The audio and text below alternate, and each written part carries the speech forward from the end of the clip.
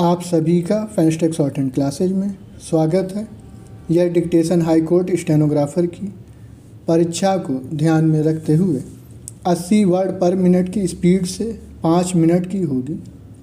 यहाँ पर एक महत्वपूर्ण बात है कि जो भी स्टूडेंट्स इलाहाबाद हाई कोर्ट के स्किल की तैयारी कर रहे हैं वह इस डिक्टेशन को लिखने के बाद 30 मिनट्स में ट्रांसक्राइब कर लें। अपनी गलतियों को कमेंट्स बॉक्स में भेज दें। आपको आपके मार्क्स बता दिए जाएंगे। स्टेनो से रिलेटेड जानकारी के लिए हमारे टेलीग्राम चैनल को ज्वाइन कर लें। आप सभी लोग तैयार हो जाएं। डिक्टेशन स्टार्ट होगी 5 सेकंड बाद।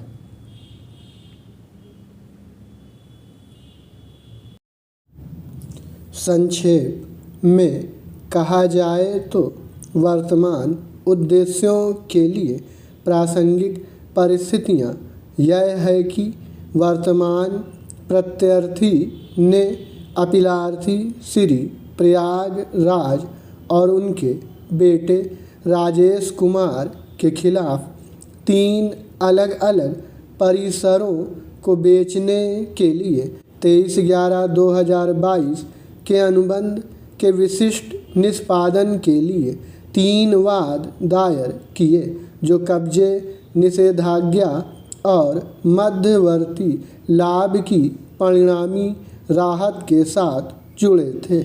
वह वाद जिससे मामला संख्या 669/2024 उत्पन्न होता है, दिल्ली के भलसवा जहांगीरपुर गांव में स्थित खसरा संख्या 50/2 के प्लॉट संख्या 83 एवं मामला संख्या 670/2024 उत्पन्न होता है।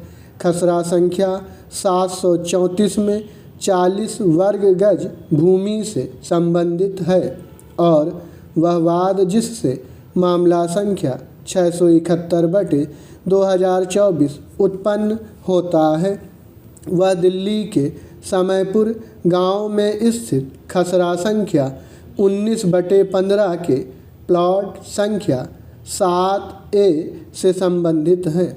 सुविधा के लिए उक्त तीनों संपत्तियों को सामूहिक रूप से विषय संपत्तियां कहा गया है।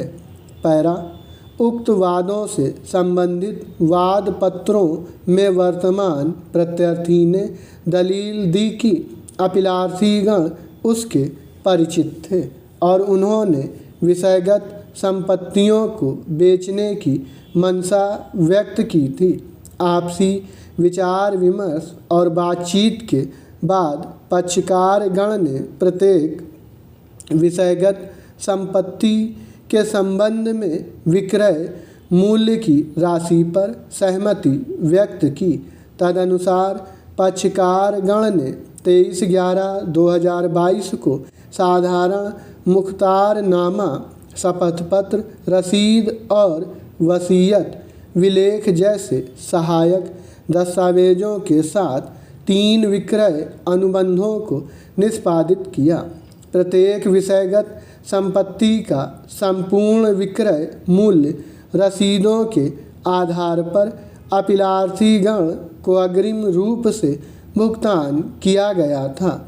अपीलार्थीगण द्वारा प्रत्यार्थी को दिनांक 23/11/2022 को विषयगत संपत्तियों का कब्जा नहीं सौंपा गया क्योंकि उन्हें वहां से शिफ्ट होने के लिए कुछ समय चाहिए था। दिनांक 31/3/2023 को जब प्रत्यार्थी ने अपीलार्थीगण को विक्रय अनुबंध की शर्तों का पालन करने के लिए याद दिलाया तो अपीलार्थीगण ने झगड़ा किया और प्रत्यार्थी को धमकी दी।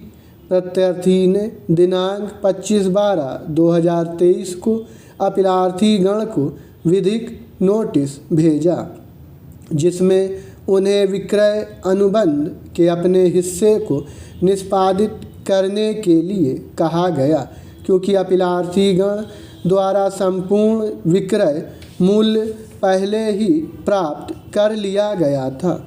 अपीलार्थीगण ने उक्त नोटिसों को नज़रअंदाज करने का विकल्प चुना। इसलिए प्रत्यर्थी ने अपीलार्थीगण के खिलाफ उन विक्रय अनुबंध के विशिष्ट निष्पादन के लिए 3 वाद दायर किए।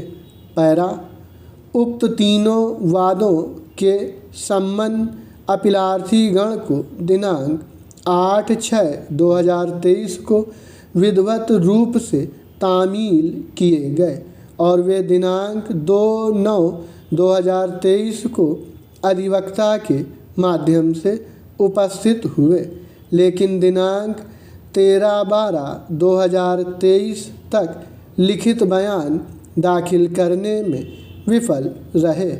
ऐसा होने के कारण विद्वान विचारण न्यायालय ने स्वयं आक्षेपित आदेशों में उद्धृत न्यायिक उदाहरणों के आधार पर आदेश 8 नियम 10 सिविल प्रक्रिया संहिता के तहत विवेक का प्रयोग करने के लिए यह एक उपयुक्त मामला पाया और उन वादों का निर्णय प्रत्यर्थी के पक्ष में सुनाया गया।